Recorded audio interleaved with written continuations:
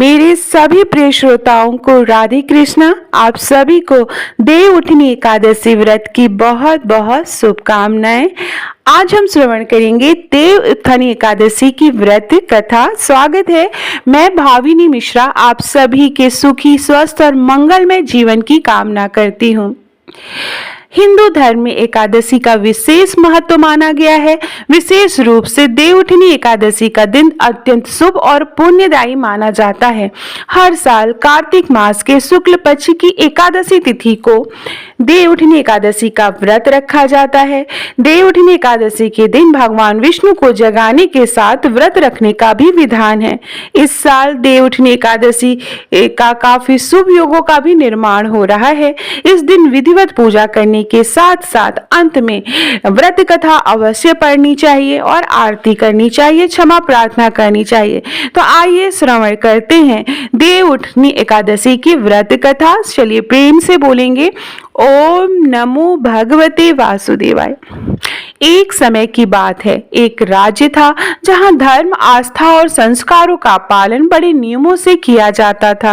राज्य के लोग अत्यंत धार्मिक और श्रद्धावान थे। वे महीने में 2 बार आने वाले एकादशी का व्रत सच्चे मन से करते थे। उस दिन पूरे राज्य में कोई भी अन्न का दाना तक नहीं खाता था, चाहे वह मनुष्य हो या पशु पक्षी। सभी उपवास एवं संयम का पालन करते थे। इसी राज्य में एक दूसरे नगर से एक व्यक्ति नौकरी करने की तलाश में आया। वह राजा के दरबार में पहुंचा और विनम्रता से बोला, महाराज कृपा करके मुझे इस राज्य में नौकरी दे दीजिए। राजा ने उसके भाव और जरूरत को समझते हुए कहा, नौकरी तो मिल जाएगी, किंतु हमारे राज्य में रहने के लिए एक नियम है।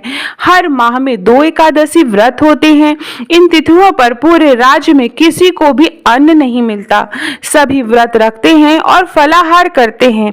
यदि तुम यह नियम स्वीकार करते हो तभी यहाँ रह सकते हो और नौकरी प्राप्त कर सकते हो।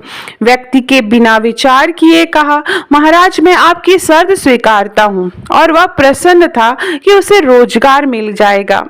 कुछ समय बाद एकादशी का दिन आया। राज्य में उपवास का वातावरण था। उस व्यक्ति को भी अन्न नहीं दिया गया, केवल फलाहार के लिए फल प्रदान किए गए। लेकिन व्यक्ति को फलाहार से तृप्ति नहीं मिली। भूख बढ़ने लगी और वह बेचैन हो उठा। वह सीधे राजा के पास पहुंचा और बोला, महाराज फल खाकर पेट नहीं भरता, कृपया मुझे अन्न दे दें, वरना भूख से मेरे प्राण चले जाएंगे। राजा ने उसे पुनः नियम समझाया, परंतु वह व्यक्ति लगातार खाना मांगता रहा। अंततः राजा को दया आ गई और उन्होंने उसे आटा, दाल, चावल, नमक आदि सामग्री अन्न पकाने के लिए दे दिए। वह व्यक्ति बड़ी खुशी के साथ नदी के किनारे गया।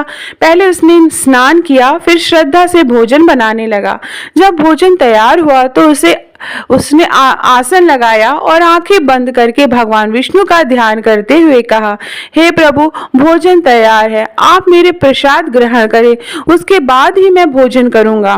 उसकी सच्ची भक्ति और भावना देखकर भगवान विष्णु स्वयं प्रकट हुए और भोजन ग्रहण किया। फिर वे अपने धाम को लौट गए। व्यक्ति भी भोजन कर प्रसन्नता पूर्वक अपने कार्य में लग गया।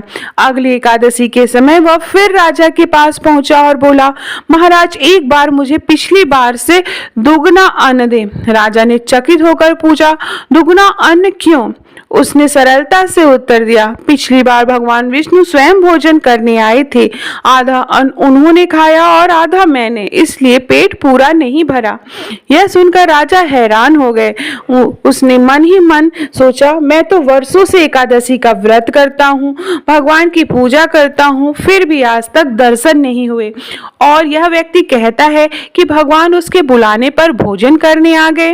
राजा ने सत्य जानने का निश्चय किया। अगली एकादशी को वह छिपकर नदी के किनारे पहुंच गया।